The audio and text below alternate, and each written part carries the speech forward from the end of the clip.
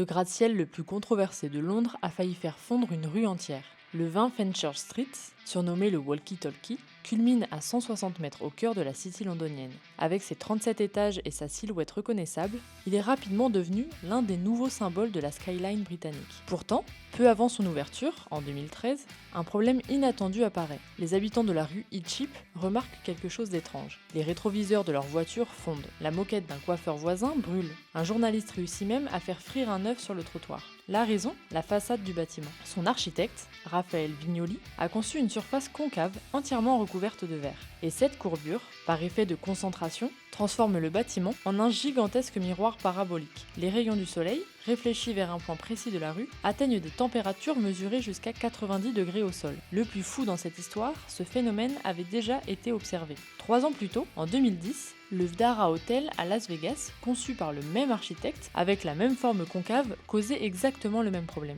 Les clients se plaignaient de brûlures en bord de piscine. Vignoli le savait et il l'a refait. La solution trouvée en urgence, installer un pare-soleil temporaire sur la façade. Une rustine à 5 millions de livres sterling sur un bâtiment à 200 millions.